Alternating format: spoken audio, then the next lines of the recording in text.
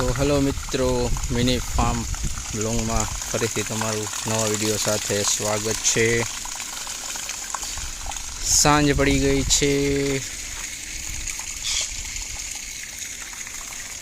અને આપણું કામ ચાલી રહ્યું છે। 2-3 ક્યારામાં પાણી ચાલુ કર્યું છે, તો આગળ દેખાડું। નેપિયર ઘાસમાં જ્યારે પહેલી વાર વાવ્યું ત્યારે અમુક એમાં ખાલા રહી ગયા હતા, તો એ આપણે ઓલરેડી પાકી ગયું છે નેપિયર ઘાસ,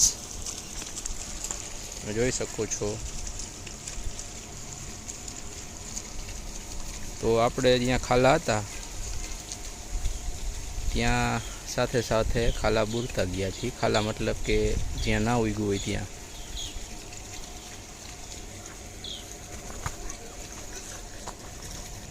આ કેરો આખો આપણે વાઢી લીધો હતો, તો આની ફૂટ થઈ ગઈ છે છલ, અને આ જે આ કેરો આખો પૂરો થઈ ગયો છે। તો આ બેમાં આપણે પાણી મૂક્યું, કારણ કે એમાં ખાલા રહી ગયા હતા, તો આપણે સોંપ્યું છે તો તે શું સારી રીતે ઉગી જાય એટલા માટે આપણે એમાં પાણી આજે ચાલુ કર્યું। હવે આ છેલ્લી 3 લાઈન રહી છે નેપિયરની, છેલ્લી 3 નેપિયરની લેવાઈ જશે તો આપણે પાછળ આ નેપિયર તે તૈયાર થઈ જશે, અને આ પણ રેડી થઈ ગયું છે હવે। અને ઝીંજવામાં મૂક્યું છે પાણી,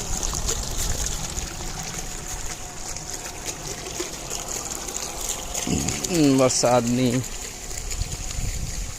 આવવામાં વાર લાગશે હજી, તો થોડુંક પાણી ચાલુ કર્યું આજે। વરસાદ આવી જશે તો 3-4 દિવસમાં। એમ તો ભીનું જ છે, પરંતુ વરસાદનું પાણી છોડી દે તો થોડુંક વૃદ્ધિ સારી થાય એટલા માટે આપણે પાણી ચાલુ કર્યું છે। મિત્રો, આપણે આ ડટ્ટાવાળી સિસ્ટમ રાખી છે। ક્યારામાં વારે ઘડીએ ધૂળ ધોવાઈ જતી હતી, એટલા માટે આપણે આ રીતની સિસ્ટમ રાખી છે। ક્યારામાં ડટ્ટો ખોલી નાખવાનો। મિની ફાર્મ છે એટલે બધું મિની જેવું કામકાજ છે, મિની એ સવારની લાઈન રાખી છે। આપણે જેટલું પાણી આવે છે એટલી છે, એટલું ઇનફ છે આપણા માટે, અને એ પ્રમાણના જ આપણા નાના કેરા છે મિત્રો। મિની એટલે બધું મિની જ છે, બધું આપણે મિની જ છે, એટલે એ રીતનું જ છે બધું।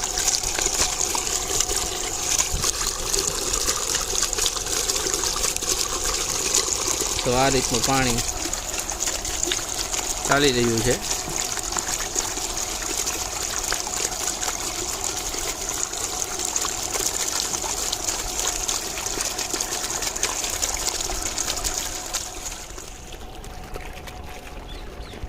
તો મિત્રો, હવે આપણે આગળ બીજું કામ કરવું છે,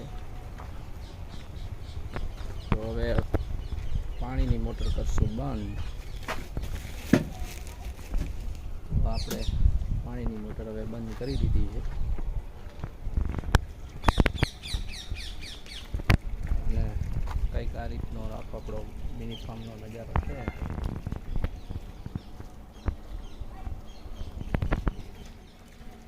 જોઈ શકો છો। હવે આપણે ઘાસ કટિંગ કરવાનું છે, એટલે આપણે હવે ઘાસ કટિંગ કરશું। અને ગાયત્રી અહીંયા ઊભી છે ખાઈ પીને। હવે એનો સાંજનો આપણે ઘાસચારાનો વ્યવસ્થા કરશું. તો આપણું આ કટર મશીન છે